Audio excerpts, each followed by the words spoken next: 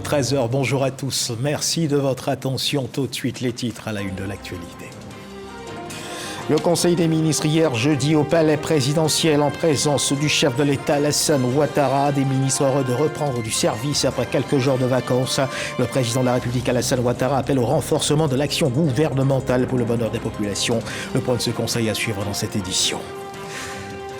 Nous ferons un tour du côté du parc des expositions d'Abidjan, situé dans la commune de Port-Bouët, qui accueille en ce moment la 3e édition du Salon des collectivités territoriales. Un salon qui vise à donner de la visibilité aux collectivités, mais aussi aux acteurs qui les animent, d'avoir un cadre de réflexion et d'échange en vue de trouver des solutions innovantes et adaptées à leur réalité quotidienne.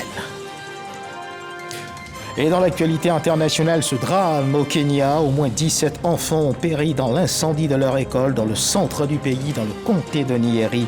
Des enfants piégés par le feu alors qu'ils étaient endormis. Voilà pour l'essentiel. Oui, bonjour à tous. Merci de nous suivre. Fin des vacances pour les membres du gouvernement. Un conseil des ministres s'est tenu hier jeudi au palais présidentiel en présence du chef de l'État Alassane Ouattara. Un seul point à l'ordre du jour, les échanges entre le président de la République Alassane Ouattara et le Premier ministre, le renforcement de l'action gouvernementale pour le bonheur des populations, principale indication mais orientation donnée par le président de la République au cours de ce conseil. Alexis Ouadraogo. À la salle des pas perdus du palais présidentiel ce jeudi, le chef de l'État Alassane Ouattara retrouve son équipe gouvernementale. Pour cette rentrée du Conseil des ministres, Robert Begré-Mambé engage le gouvernement à faire plus. Excellent Monsieur le Président de la République, c'est pour moi un grand honneur de prendre la parole au nom de l'ensemble des membres du gouvernement à l'occasion de ce Conseil des ministres marquant la rentrée officielle pour la reprise du travail gouvernemental après quelques semaines de vacances que vous avez bien voulu autoriser. Nous sommes engagés individuellement et collectivement sous votre guidance éclairée à poursuivre la dynamique de progrès sociaux et économiques que vous avez su insuffler à notre beau pays, la Côte d'Ivoire, depuis près de 14 ans. Nous mesurons l'honneur qu'est le nôtre de travailler à vos côtés pour la grandeur de notre nation et le bonheur de nos concitoyens. Nous ne ménagerons aucun effort pour continuer à mériter votre confiance, Excellent Monsieur le Président de la République. Maintien d'un environnement sécurisant en dépit du contexte sous-régional et mondial, accélération des projets sociaux majeurs, autant de chantiers qui devront être accélérés en prenant en compte le renforcement de la gouvernance et l'amélioration de la gestion des finances publiques. L'action gouvernementale doit être renforcée dans les secteurs à fort impact, comme vous l'avez souligné, Monsieur le Premier ministre, et je suis entièrement d'accord avec vous. Parmi les actions à fort impact sur la vie des populations figure en priorité le renforcement du suivi des projets visant à améliorer la production et la distribution des produits vivriers. Je me félicite de tout ce qui a été fait ces derniers temps et notamment j'ai noté que la récente mesure d'interdiction d'exportation de certains produits vivriers nous a démontré que nous devons mettre l'accent sur la conservation, le stockage, la transformation, mais aussi le système d'information autour donc de la commercialisation et de l'acheminement des produits vivriers. La mise en œuvre du programme de logements sociaux dont vous avez parlé tout à l'heure, dans sa nouvelle dynamique, devra également être accélérée pour soulager les milliers de ménages à revenus modestes ou même intermédiaires et faciliter l'accès à la propriété. Mais nous devons de mettre des garde-fous à l'utilisation du terrain urbain et j'attends de vous des propositions dans ce domaine. Je voudrais également insister sur la consolidation de la cohésion sociale et de la paix. Et nous sommes tous d'accord que cela doit faire l'objet d'une attention particulière du gouvernement, mais aussi des partis politiques. Et je voudrais féliciter les forces de défense et de sécurité pour la veille sécuritaire dont nous bénéficions et qui permet à de nombreux investisseurs de venir en Côte d'Ivoire en toute tranquillité. Monsieur le ministre d'État, ministre de la Défense, Monsieur le ministre de la Sécurité, voudrais bien indiquer aux forces de défense et de sécurité toute ma satisfaction, comme j'ai eu d'ailleurs à le leur dire le jour de mon départ pour quelques jours de congé. Pour affiner son action sur le terrain, le gouvernement prépare depuis le mois de juillet le PND 2026-2030. Il entend dans le même élan dresser le bilan de sa feuille de route 2024, valoriser ses acquis et corriger ses faiblesses. Autre sujet abordé, celui des opérations de déguerpissement menées. Gouverner, c'est prévoir et c'est anticiper. Vous avez tous été témoins récemment des inondations dans certains pays de la sous-région qui créent vraiment de nombreuses victimes et même des morts par centaines. Et ne voulons pas que cela se passe en Côte d'Ivoire.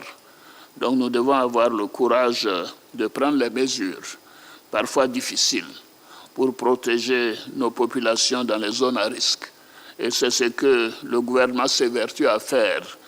Et je demande donc à nos concitoyens de nous faire confiance. Nous considérons que l'objectif du développement, c'est de faire en sorte que les populations soient protégées et puissent vivre dans un mieux-être. Je souhaite que nos compatriotes comprennent que ces mesures sont nécessaires. Elles doivent être mieux organisées, mieux anticipées et surtout prévoir les mesures ultérieures avant de procéder au déguerpissement. Le chef de l'État, Alassane Ouattara, pour finir, féliciter l'équipe gouvernementale pour les progrès enregistrés. Il annonce la distinction de la Côte d'Ivoire en qualité de partenaire stratégique de la Chine au sommet Sino-Afrique, auquel prend part le vice-président de la République. Et le Conseil terminé, le porte-parole du gouvernement, Mamadou Touré, s'est prononcé sur plusieurs points d'actualité. Au nombre de ceux-ci, des précisions sur les règles et lois qui consacrent le mariage en Côte d'Ivoire. On retrouve Alexis Ouedraogo. Vous devez savoir qu'en Côte d'Ivoire, la Constitution et les différentes lois, notamment la loi sur le mariage, consacrent le mariage entre deux personnes de sexe opposé. C'est-à-dire le mariage en Côte d'Ivoire, c'est un homme et c'est une femme. Ça, c'est consacré dans notre Constitution et dans notre loi. Il se trouve qu'il y a eu un communiqué presse donc, qui a été diffusé avec des erreurs qui faisaient référence à un certain article donc, du Code pénal qui parlait d'orientation sexuelle. L'article visé par ce communiqué qui a été publié, en réalité, ne parle pas d'orientation sexuelle. Dans aucun texte donc, pénal en Côte d'Ivoire, on ne parle donc d'orientation sexuelle. Et donc cette confusion qui a été créée a suscité beaucoup donc, de réactions. Donc je réaffirme ici que sur les principes, d'abord c'est le principe donc, de l'état de droit donc, qui protège tous les citoyens et nul n'a le droit de se faire justice. Ensuite, notre loi fondamentale qui est la Constitution et les différents textes consacrent donc le mariage entre un homme et une femme. Mamadou Touré, porte-parole du gouvernement du côté de la Chine, le vice-président de la République, Thiemo Kobile Kone, a pris part hier jeudi à l'ouverture officielle du 4e sommet du Forum sur la coopération sino-africaine, une rencontre qui s'est tenue en présence du président chinois Xi Jinping. Une cinquantaine de dirigeants africains participent à cette rencontre, occasion pour eux de discuter de questions relatives à la coopération tous azimuts entre leur pays et la Chine. Et pour le compte de la Côte d'Ivoire, le vice-président de la République, Thiemo Kobile Kone, s'est exprimé. On l'écoute. Je voudrais une fois de plus me réjouir de la qualité des relations entre la République de Côte d'Ivoire et la République populaire de Chine. Je salue particulièrement la décision d'élever la coopération entre nos deux pays au rang de partenariat stratégique. Je voudrais enfin profiter de cette tribune pour relayer l'appel lancé par leurs excellences, le président Alassane Ouattara et le président Xi Jinping, lors de la visite d'État du président de l'État de Côte d'Ivoire en 2018 et récemment encore au cours d'un entretien téléphonique, invitant nos amis et partenaires chinois à venir profiter davantage des opportunités d'investissement et de coopération qu'offre notre pays. Ensemble, nous continuerons de construire un partenariat fructueux et mutuellement bénéfique afin de relever les défis du XXIe siècle et bâtir des économies résilientes et contribuer à l'édification d'une communauté d'avenir partagée entre la Chine et l'Afrique. Tiemoco Millet-Koné, vice-président de la République de Côte d'Ivoire, ici à Abidjan, la dégradation des terres, la désertification et la sécheresse figurent au cœur des inquiétudes des ministres de l'Environnement du continent africain. Réunis dans la capitale économique ivoirienne à la faveur de la 10e session extraordinaire de la conférence ministérielle africaine sur l'environnement, ces ministres réfléchissent aux solutions à apporter pour freiner l'évolution de ces différentes questions qui sur le long terme sont une menace pour la vie. Une cérémonie d'ouverture présidée par le Premier ministre Robert Begré-Mambé. Jean-Luc nous en parle. C'est un autre temps fort de la grande messe de l'environnement qui se tient en terre ivoirienne depuis environ une semaine. L'ouverture de la 10e session extraordinaire de la conférence ministérielle africaine sur l'environnement par le Premier ministre Robert Begré-Mambé. La Côte d'Ivoire, comme de nombreux pays confrontés aux défis environnementaux majeurs, s'engage dans la lutte contre la dégradation des sols et la désertification. Les effets néfastes du changement climatique sont connus de tous, car aucun pays du monde n'est épargné. La lutte contre ce phénomène constitue, au regard de son ampleur, le défi majeur auquel l'humanité a eu à faire face au cours de ce dernier siècle.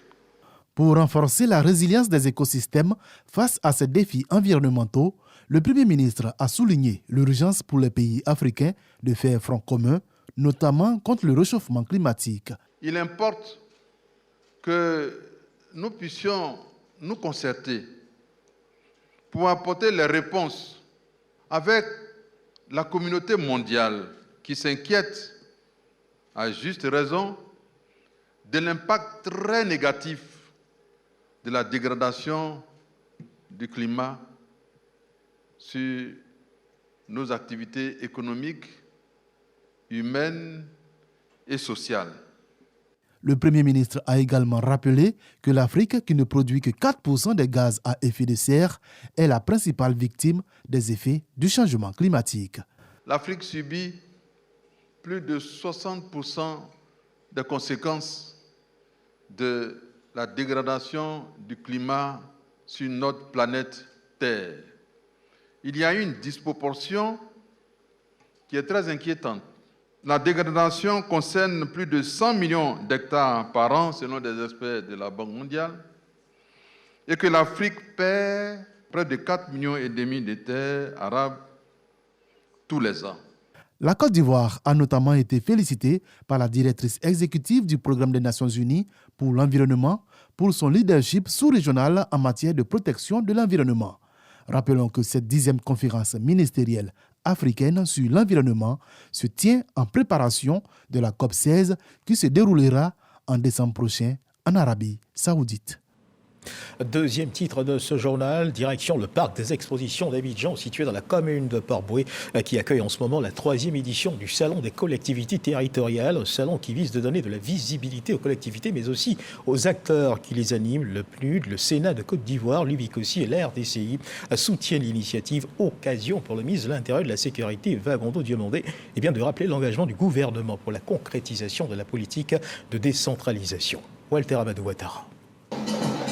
Le Salon des collectivités territoriales de Côte d'Ivoire est à sa 3e édition. Cette année, le thème central est « Gouvernance territoriale, levier de développement harmonieux de nos territoires ». L'initiatrice partage un pan de sa motivation. Le développement local est l'élément le plus important pour que le développement national soit réussi.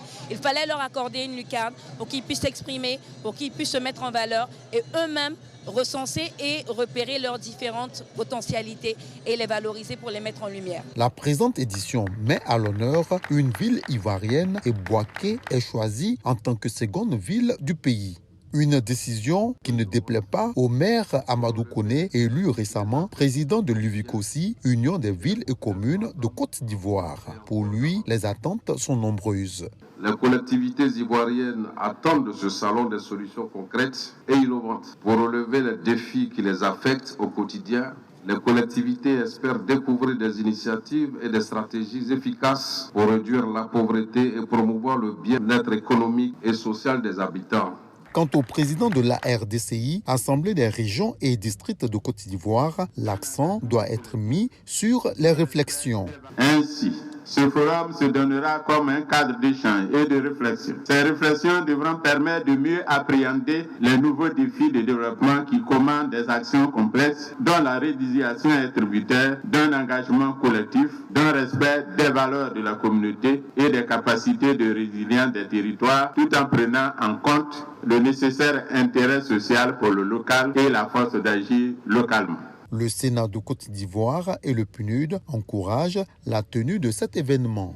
Ouvrant officiellement le salon, le ministre de l'Intérieur et de la Sécurité réaffirme l'engagement du gouvernement à davantage concrétiser sa politique de décentralisation. La planification structurée du développement, la gestion locale, la coordination intersectorielle ainsi que la transparence et la redevabilité. Elle constitue le cœur de notre stratégie nationale en matière de décentralisation. La diversité et l'ampleur des compétences qui seront transférées témoignent que notre pays porte une vision ambitieuse de la décentralisation et l'envisage effectivement comme un levier puissant de développement territorial. Une visite des stands a permis à l'ensemble des officiels de voir de plus près les potentialités économiques et culturelles proposées par la centaine de communes exposantes, mais aussi des services proposés par des partenaires publics et privés. Dans la commune de Koumassi, au Grand Marché précisément, les femmes ont été sensibilisées sur la gestion des déchets, mais sur les bonnes pratiques s'inscrivant dans le cadre de cette gestion, une initiative portée par une ONG dont le but est d'agir sur les effets du réchauffement climatique. Mariam Sangaré, Patricia Mouetia. La problématique de la salubrité reste un défi majeur pour le gouvernement ivoirien. Pour relever ce défi, le gouvernement sollicite l'engagement des associations et organisations de la société civile. Plusieurs d'entre elles, notamment l'ONG Femmes Proactives, se distinguent positivement dans leurs actions de salubrité et de sensibilisation des populations. L'économie circulaire aujourd'hui est une nécessité pour la préservation de nos ressources. Nous devons vivre tout en pensant aux générations futures. Cette motivation de l'ONG Femmes Proactives est appréciée par tous. Nous nous invitons, n'est-ce pas, à la sensibilisation en demandant à nos populations de pouvoir écouter tout ce qui a été dit aujourd'hui et mettre en pratique en faisant de telle sorte que les déchets recueillis puissent être bien conservés afin de pouvoir révaloriser ce que nous avons recueilli. En faisant ces transformations, cela permet d'améliorer les conditions de vie de nos populations et en même temps de préserver l'environnement, de protéger l'environnement, c'est-à-dire notre cadre de vie. En ce qui concerne la matrice hygiène et salubrité, des messages ont été véhiculés. La cérémonie s'est achevée par un don de matériel. On reste avec les femmes, mais cette fois du côté de Ouangolodougou, des femmes formées à l'entrepreneuriat, une opération de salubrité, une remise de dons de matériel, une remise de diplômes de fin de formation. Voici en quelques mots le résumé des activités qui ont marqué les journées socioculturelles qui ont eu lieu dans le village de Torlanoumousseau, dans la région du Tchologo. Des journées socioculturelles qui ont bénéficié du soutien du ministre d'État, la ministre de la Défense, Birima Ouattara, président du conseil régional du Tchologo. C'est ce que nous dit Kader Sokodoko. L'entrepreneuriat agricole, la consolidation de la paix, de l'unité et de la cohésion sociale en milieu rural. Des défis majeurs pour les femmes de Torla, village de la commune de Ouangolodougou. Elles initient dans ce sens des journées, une occasion de retrouvailles et de célébration, essentiellement marquée par une conférence, une formation en entrepreneuriat, des animations culturelles et une remise de divers dons. En renforçant les capacités des associations et coopératives féminines, en encourageant des projets de culture hors sol, nous ouvrons de nouvelles perspectives pour l'autonomisation économique des femmes. Ces journées étaient placées sous le patronage du ministre d'État, ministre de la Défense, Birima Ouattara, par ailleurs, président du conseil régional du Tchologo, représenté pour la circonstance. Le gouvernement, à sa tête, son Excellence Alassane Ouattara, président de la République de Côte d'Ivoire, est conscient de l'importance cruciale du rôle des femmes dans le secteur agricole. Président de cette cérémonie, Traoré Drissa, député de Ouangolodougou et Kawara, a voulu, en son nom et au nom de la marraine Mariam Koulibaly, directrice de Fréquence 2, réitérer l'engagement de toujours soutenir ces genres d'activités. Je voudrais féliciter Mamadou Ouattara et Projet Cissé pour son idée ingénieuse à rassembler nos braves mamans Une remise d'attestation de fin de formation, une exposition de produits locaux et une opération d'assainissement au centre de santé de Torla et des remises de dons à ce dispensaire ont marqué ces journées socioculturelles. Les habitants du village de Tiobolo dans le département de Dabakala peuvent désormais bénéficier des avantages liés à la connexion au réseau électrique national. Pour célébrer cette connexion au réseau électrique, la mutuelle de développement économique, social et culturel de Tiobolo a organisé une fête de la lumière afin de traduire la gratitude de la population au président de la République Alassane Ouattara. Reportage signé Soro Corona. Les 23 villages de la sous-préfecture de Fumbolo, dans la région du Hambol, sont tous électrifiés. Tiobolo est le dernier village à bénéficier de cet outil de développement. La mutuelle de développement a organisé une fête pour célébrer la lumière et surtout dire merci au président de la République, Alassane Ouattara, principal acteur de ce développement. Nous avons pu avoir la lumière cette année, vraiment nous sommes contents. On remercie toutes les autorités qui nous ont permis d'arriver jusqu'à ce niveau. Le représentant du président du conseil régional du Hambol, parrain de l'activité, appelle les filles et fils de la région à mettre en place des mutuelles, outil indispensable au développement local. La mutuelle, c'est un instrument puissant de développement des localités. Et lui, en tant que d'abord président du conseil régional, il encourage le développement des mutuelles dans nos localités qui lui permettront de mieux cerner les problèmes de développement des localités. L'autorité sous-préfectorale, les élus et cadres saluent les projets de développement initiés par le chef de l'État qui ont changé le quotidien des populations de la région du Hambol. Je dis merci au chef de l'État pour le point de développement qu'ils ont envoyé. C'est le début du développement total de la région. Ce n'est pas la lumière et la voirie que tout commence. La population est tellement heureuse d'avoir l'électricité. Nous saluons cette attitude de reconnaissance en faveur du président de la République. Avec 15%, en 2010, le taux d'électrification de la région du Hambol est passé aujourd'hui à plus de 90%. À côté de l'électricité, il faut noter que plusieurs infrastructures sont réalisées dans les domaines de l'éducation, de la santé, de l'eau et des routes. Et on parle à présent de cohésion sociale. Le sous-préfet de Didiéville a initié une tournée de sensibilisation dans les villages de sa circonscription administrative. Il était à Onglobo. Objectif, installer les comités de lutte contre les conflits fonciers. Il a exhorté les populations à la paix, à la cohésion sociale, gage de développement. Charles Tato nous en parle. Cette tournée de travail dans le village de Onglobo s'inscrit dans le cadre des actions d'information et de sensibilisation sur les nouvelles mesures du foncier, source de plusieurs conflits communautaires. C'est un modèle de développement économique local, Nglobo. Nglobo aussi est un modèle de gestion tournante de la chefferie dans le cadre des villages regroupés. Élus, chefs traditionnels et cadres saluent l'initiative. Aujourd'hui, le sous-préfet nous a donné l'occasion de connaître et de parfaire prochainement nos organisations pour que nous puissions développer le village avec beaucoup d'instructions. Il y a quelques années, on n'avait pas tout ça, mais aujourd'hui, là, tous nous voyons ce qui se fait. Et avec la venue aussi de ce comité sous-préfectoral, je pense que les choses vont aller un peu plus vite. La visite du sous-préfet de Didiéville à Onglobo n'est pas la première du genre dans les villages de sa circonscription administrative. Plusieurs autres villages ont été visités qui ont vu l'installation de leur comité villageois en faveur de la gestion efficace des conflits agriculteurs-éleveurs. Présent d'éducation, direction le Gontogo, où la promotion de l'excellence scolaire a été célébrée à Tankessé. C'est ce que nous dit notre reporter Didier Nguessan. Pour l'édition 2024, 26 lauréats ont été retenus après analyse des bulletins. L'innovation cette année, c'est la barre de l'excellence. Ils ont reçu des kits scolaires, des diplômes de mérite et des prix spéciaux. Il y a des enfants qui ont été primés, d'autres se me font.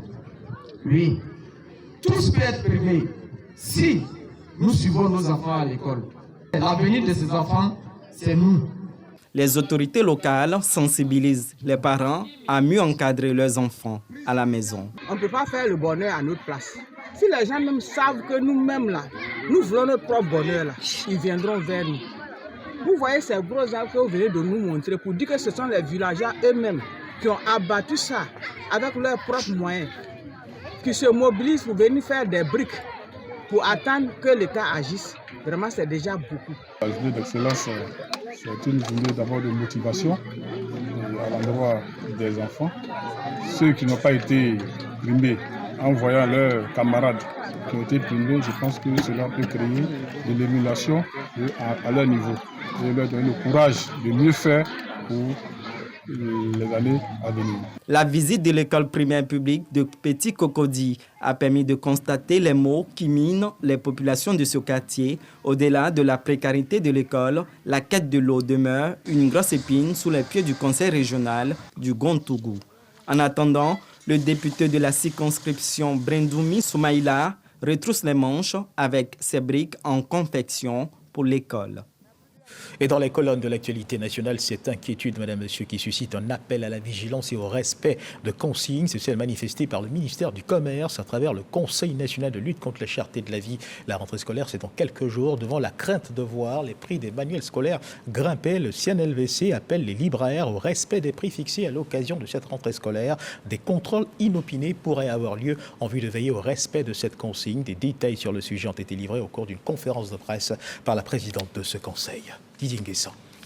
Le 9 septembre prochain, les élèves reprennent le chemin de l'école. Dans les préparatifs de cette rentrée des classes, il existe des incontournables que sont les fournitures scolaires. Si les tarifs des manuels scolaires autorisés par l'Éducation nationale sont encadrés, certains libraires sont tentés de faire de la surenchère. Le Conseil national de lutte contre la vie chère met en garde contre une éventuelle hausse des prix. Il est important de le signaler et de rappeler que les livres scolaires d'édition locale du primaire ont les prix homologués. Ces prix sont homologués par le gouvernement de sorte à ce que les populations, les familles, les ménages puissent y avoir accès à un prix abordable. Et donc, il est primordial que ces prix soient respectés sur l'ensemble du territoire national. Et donc, les agents du ministère du Commerce et de l'Industrie ont reçu instruction du ministre du Commerce et de l'Industrie, Dr Souleymane Dirassouba, d'être davantage actifs, d'autant plus en cette période, sur cette question de respect des prix homologués. Bakoné invite les parents d'élèves à la vigilance et à ne pas hésiter à dénoncer les marchands contrevenants afin de préserver leur pouvoir d'achat. Le 1343, numéro vert gratuit du ministère du Commerce et de l'Industrie. Il y a également une application mobile, Contrôle citoyen, qui est disponible, téléchargeable, gratuite, sécurisée et qui permet également de signaler le non-respect des prix plafonnés, des prix homologués. Il y a également des mesures qui sont prises pour accompagner les populations. Pour rappel, lors de la réunion de rentrée scolaire, la ministre de l'Éducation nationale et de l'alphabétisation avait invité les responsables d'établissements à s'abstenir d'appliquer des frais supplémentaires aux parents d'élèves. Et dans l'actualité internationale, au Kenya, au moins 17 enfants sont morts dans l'incendie de leur internat dans le comté de Nyeri, dans le centre du pays. La police a annoncé que l'école primaire Hillside Hendashara a été prise par les flammes dans la nuit d'hier à aujourd'hui. La porte-parole de la police nationale, Rosila Onyango, a annoncé que le feu a démarré vers minuit et s'est rapidement propagé au dortoir où les enfants étaient encore endormis.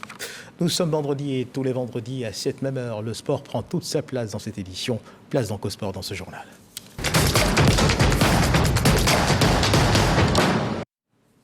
Et la page sportive de ce 13h nous conduit à Bouaké. Bouaké où se trouve notre reporter Samuel Metch. Samuel est en direct. Samuel Metch, bonjour. Vous êtes à Bouaké pour le compte de la RTI. Les champions d'Afrique, les éléphants de Côte d'Ivoire, vont y lancer leur campagne comptant pour les éliminatoires de la CAN Maroc 2025. Dans quel état d'esprit sont-ils, Samuel ?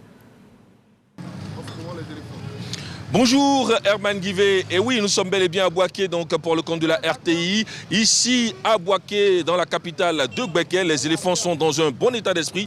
Ils viennent donc lancer l'opération défense du titre ou si vous voulez opération défense du statut, leur statut de champion d'Afrique. Alors, ici à Bouaké, à la conférence de presse, nous avons vu un Faye Emers assez concentré et sérieux qui a dit qu'il était important pour les éléphants de gagner ce premier match pour se mettre en confiance et pour les champions d'Afrique défendre donc leur titre de champion. Et Oumar Diakité, à son niveau, a promis faire tout avec l'ensemble du groupe pour donc donner la victoire à la Côte d'Ivoire. Question également de rendre hommage à ce beau public de Bouaké qui les a poussés. On se rappelle lors de ce quart de finale donc face au Mali, ici donc pour la CAN 2023 que les éléphants ont remporté avec brio.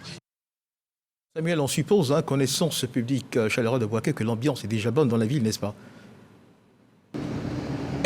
Et oui, Herman, vous pouvez le dire, Bouaké est désormais considéré comme la tanière des éléphants de Côte d'Ivoire. Et les Bouakois se sont réveillés ce matin, chacun avec son maillot des éléphants. Et déjà donc aux dernières nouvelles, plus de tickets disponibles pour l'entrée au stade. On imagine donc l'ambiance qu'il y aura dans ce stade de la paix de Bouaké, où les éléphants sont venus pour avoir leur première victoire et afin de bien lancer donc leur campagne pour la CAN Maroc 2025. Bouaké donc sera autour des éléphants et plusieurs arrivées ont été enregistrées depuis donc la journée d'hier et ce jusqu'à aujourd'hui. On imagine donc l'ambiance et nous allons vivre cette ambiance pour vous. Samuel, dites-nous que prévoit la RTI pour satisfaire ses téléspectateurs. La RTI télédiffuseur hôte donc de ces éliminatoires CAN 2025 prévoit un dispositif exceptionnel. Nous aurons déjà donc un plateau bord terrain avec des consultants émérites. Il s'agit d'ailleurs du champion d'Afrique 92 Abdoulaye Traoré, dit Ben Badi. À côté de lui, nous aurons l'un des éléphants les plus capés, Didier Zokora, dit Maestro, pour donc embellir ce plateau qui sera bord terrain. Et c'est une émission que vous pourrez suivre à partir de 17h15 en direct de la 3 parce que c'est là-bas que la RTI a décidé donc de diffuser ce match et ce plateau. Vous allez donc suivre cela et pour nos fans, les fans de la RTI donc qui sont passionnés des réseaux sociaux et d'internet, ils pourront suivre également le plateau et les matchs via les différentes plateformes digitales donc de la RTI sur RTI officiel. Vous pourrez aller suivre tous ces éléments là-bas. C'est une grosse batterie que la RTI a déplacée donc pour ce match Côte d'Ivoire-Zambie assez important pour lancer comme il faut donc la campagne des éléphants. Merci à vous Samuel pour toutes ces précisions. Match éléphant de Côte d'Ivoire, Chipolopolo de Zambie, match donc à suivre ce soir depuis le stade de la paix de Bouaké. De notre côté, nous allons certainement sortir nos Vuvuzela pour supporter et soutenir nos pachydermes. Madame, Monsieur, merci de nous avoir suivis. Ce journal est terminé. Dieu garde la Côte d'Ivoire.